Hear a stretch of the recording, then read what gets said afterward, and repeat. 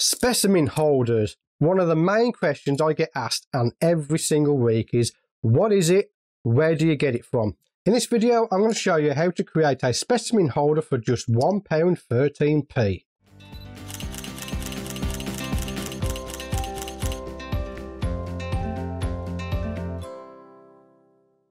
Hello, my name's Stewart Wood and welcome to this video. In this video, I'm going to show you how you can create a specimen holder for just £1.13p.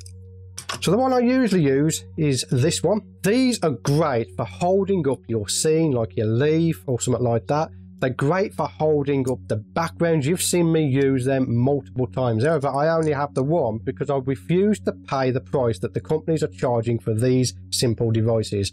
This one came free with my Macro rail. So technically I haven't actually brought a specimen holder, but I do get asked quite a lot of times as where to get them from, how much do they cost, etc. And these cost roughly from £15 to £20. This one here, which does exactly the same job, cost me £1.13. That is a massive difference. And my main message in this video is to stop overspending on stuff like this, okay? In this specimen holder that cost us, let's just say it's £20 for saying sake, because you got to have the shipping, and if you buy it from America like I did with this one, you got the import tax on top of that. This one cost me roughly £25, but let's just say £20 for saying sake, okay?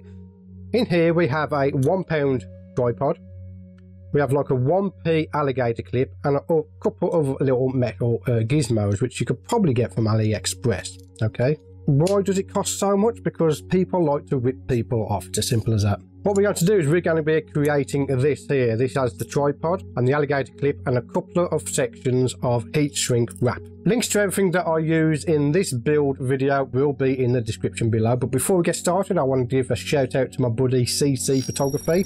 He's the one that originally came up with the idea of using the heat shrink wrap for this build.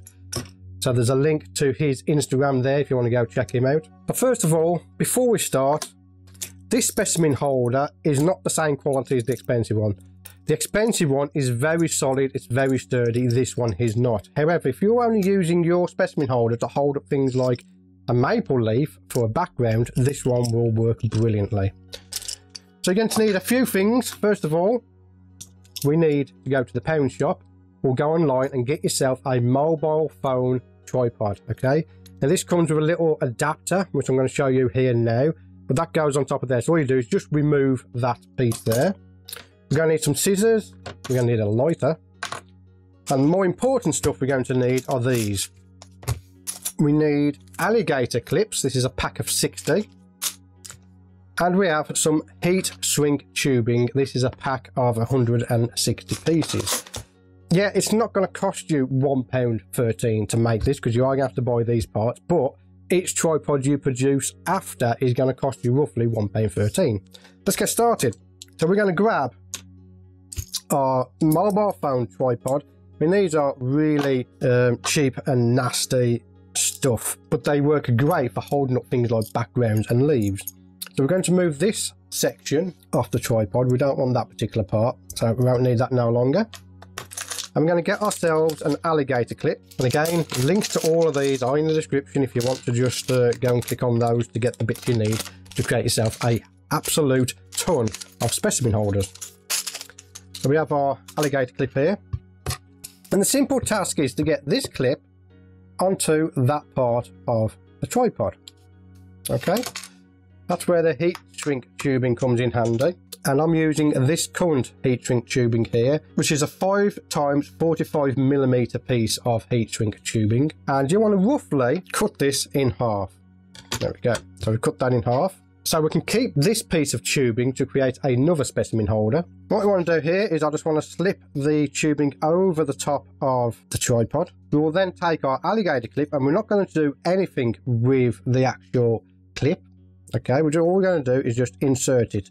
Because the way these prongs are sticking out, the heat shrink will grab onto those prongs quite nicely. So literally that is all I'm going to do. We're going to get a lighter now and we're going to heat up the heat shrink. And as always, there are multiple ways of doing this. You can use a heat gun if you wish to. I'm not going to, because I'm just going to do a simple lighter technique because I'm not really fussed about burning the heat shrink. We'll allow that to cool down for just a minute. So making your own specimen holder will save you an absolute load of money. Money that you can spend on my online store. Let me quickly interrupt this video to ask you, have you checked out my macro backgrounds yet? They are great to download and print out and use as backgrounds in your macro photography. Check them out in the link below or go to stewartwood.com to purchase your copy of these macro backgrounds. Now, I've done a video about this before, about how alligator clips are so strong they break the stems of the flowers.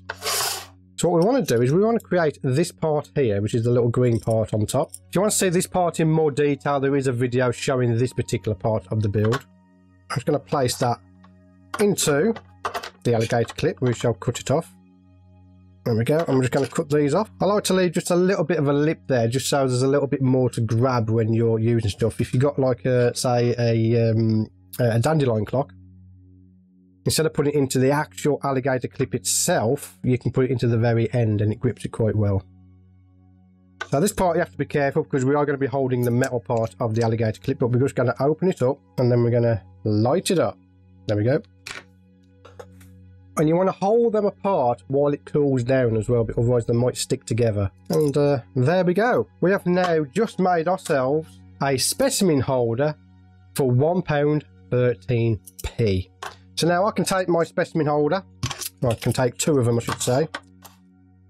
And they have like it's a very crude ball head in these tripods, but we can rotate that down. So now if I want to photograph one of my jumping spiders, I can place a leaf in one of them, and then I can place another leaf onto the other tripod like that. So now I have a nice seamless background that I can use for my photography, and they cost a hell of a lot less than getting these ones. Now there is a situation where you would want this one. This one is a lot more stable than our DIY specimen holder. So if you're doing a higher magnification or you're doing extreme macro, definitely get the more expensive specimen holder. It's a lot more sturdier. However, like I said, if like me you're mostly using these specimen holders to hold up your backgrounds, then these DIY ones work brilliantly. So let me get a background out now, and we're going to go extreme. We're going to use an A4 premium background. I'm going to place that into my specimen holder and into this other one. We can hold that background up all day long if we wish to. Because these are so cheap, we can make multiple ones for less than £10. So even with using two to hold up that background, I still have another one here that I can use to put my subject on, which is absolutely fantastic. So there we go. CC and myself have just saved you an absolute ton of money. Go out, create your own specimen holders. So you don't have to buy from someone, you don't have to have it shipped, there'll be no import taxes, no shipping costs, just go and do it yourself. So all the stuff like the shrink wrap and the alligator clips cost me half the price of one of these specimen holders. All you have to do then is go to the pound shop or go online, buy yourself the tripod, and you can use different types of tripods. So if you want a more sturdy one, you could use something like this. But again, the more sturdy ones is going to cost you more money. Well, that's it from this video. I hope I've saved you a few bucks there. I hope you enjoyed this DIY video. If you did, let me know in the comments below. But my name is Stewart Wood, and again, as always, I'll see you on the next video. For £20. And in someone's got a loud bike. Jeez, dude. You know, compensating for something there. Now I can keep this to make... now I can keep this half. Pick it up again. Now I can keep this half for making another tube. Oh. Don't ask. Just don't ask. I'm having a bad week. You can tell by the fact how late this video is. Just waiting for it to cool down now. God.